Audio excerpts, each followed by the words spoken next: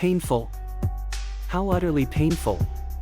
A profound throbbing pain seized him, as if a relentless lashing had struck his head repeatedly. No, it felt more like a sharp object piercing his temples, then twisting. In his stupor, he tried to move, to sit up, but his limbs remained unresponsive. He felt completely unable to control his body. This must still be a dream, he thought. Perhaps the next scene would be the classic trick, believing he was awake, only to find himself still dreaming. Zhou Mingrui, familiar with such dreamscapes, tried to focus. He struggled to escape the darkness and confusion that held him captive. Yet, in this reverie, his will was as fleeting as fog. His thoughts proved difficult to control, impossible to introspect. No matter how hard he tried, his focus wavered, and random thoughts surfaced.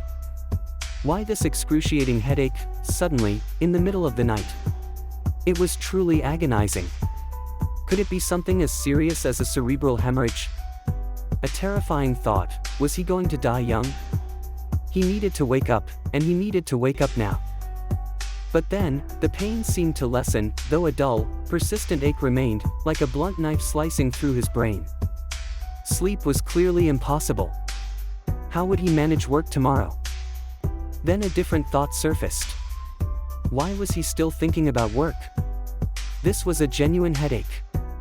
Of course, he would take time off. He wouldn't have to worry about his manager's complaints. In a strange way, that didn't sound so bad. He could even get some spare time for himself. The throbbing pain, though relentless, slowly allowed him to gather an immaterial strength. Finally, he could move his back, and then, his eyes opened. The reverie broke. A strange crimson hue enveloped his perception. He became aware of a study desk before him, its surface substantial. On it lay an open notebook with coarse, yellowed pages. The title, written in strange, deep black lettering, was strikingly present. To the left, a stack of 8 neatly arranged books stood. To the right, a wall featured grayish-white pipes with wall lamps attached. The lamp itself had a classical Western design, about half the size of an adult's head, with an inner layer of transparent glass and an exterior grid with black metal. Diagonally beneath the lamp, a black ink bottle glowed with a pale red light. Its embossed surface hinted at a blurry angel pattern. In front of the ink bottle, to the right of the notebook, lay a dark-colored pen with a fully circular body. Its tip shimmered faintly, and its cap rested beside a brass revolver. A gun? A revolver? Zhou Mingrui was completely taken aback. The objects before him felt alien, utterly unlike anything in his own room. Amidst his shock and confusion, he noticed a crimson veil covering the desk, the notebook, the ink bottle, and the revolver. It was a result of the light from the window. Subconsciously, his gaze lifted, slowly ascending. In the air, a crimson moon hung high against a backdrop like black velvet, glowing in silence. This, an inexplicable horror seized him. He abruptly tried to stand, but before he could fully straighten, a wave of throbbing pain protested. His strength failed him, and he fell, his body slamming heavily onto the substantial wooden chair. The pain, though sharp, did little to deter him. He propped himself up again, turning in a fluster to survey his surroundings. The room was not large. A brown door stood on each side. Near an opposite wall, a low wooden bed was present. Between the bed and the left door, a cabinet stood, its 2 doors open, revealing 5 drawers beneath. Beside the cabinet, the same grayish-white pipe ran along the wall at a person's height. It connected to a strange mechanical device, its gears and bearings exposed in several places. In the right corner of the room, near the table, items resembling coal stoves were present, along with soup pots, iron pots, and other kitchen utensils. Across from the right door, a dressing mirror stood, marred by 2 cracks. Its wooden base was simple and plain. As his gaze swept across the room, Zhou Mingrui saw himself in the mirror, the present him. Black hair, brown pupils, a linen shirt, a slender build, average features, and a rather deep outline. This, he gasped, a flood of helpless and confused guesses rising within him. The ancient European style of the revolver, and the crimson moon, so different from Earth's moon, could only mean one thing. Could he have transmigrated? He found his mouth slightly agape. He had grown up reading web novels, often fantasizing about such scenarios.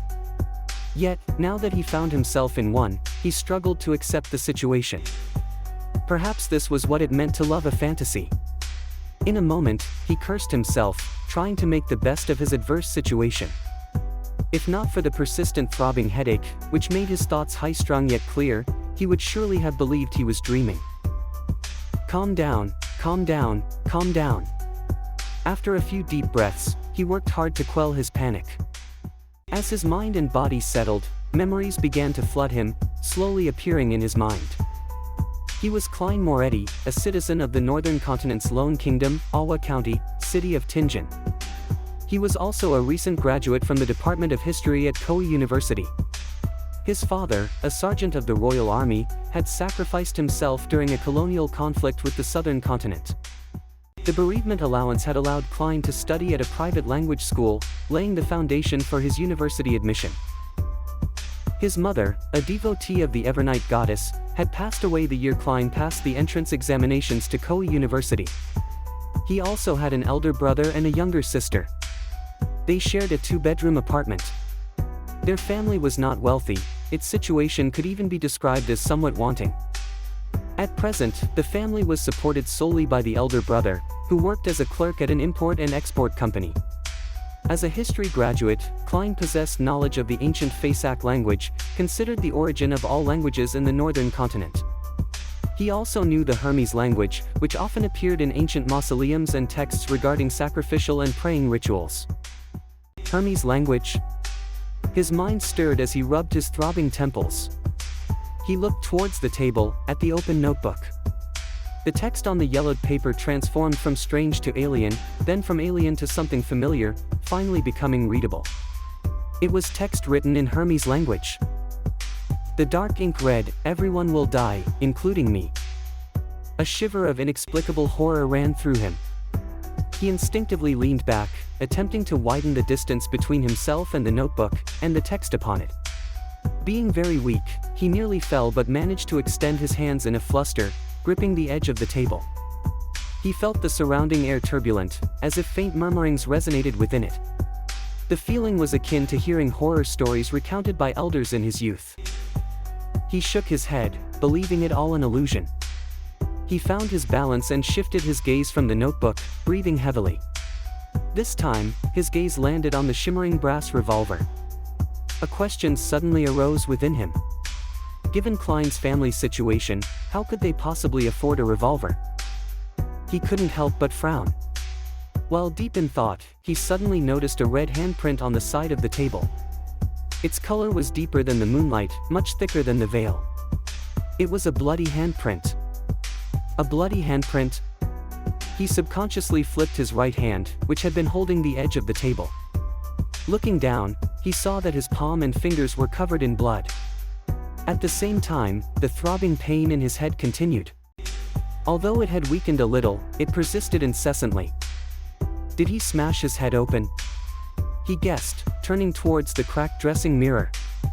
A few steps later, a black-haired figure of medium build and brown eyes appeared clearly before him. The person had a distinct scholarly air. Was this the present him? Klein Moretti? He was momentarily stunned. Due to insufficient lighting, he hadn't seen something clearly. He continued forward until he was just a step from colliding with the mirror. Using the crimson, veil-like moonlight for illumination, he turned his head and examined the corner of his forehead. A clear reflection appeared in the mirror. His temple bore a grotesque wound with burn marks along its periphery. Blood stained the wound's surroundings, and grayish-white brain matter squirmed slowly within.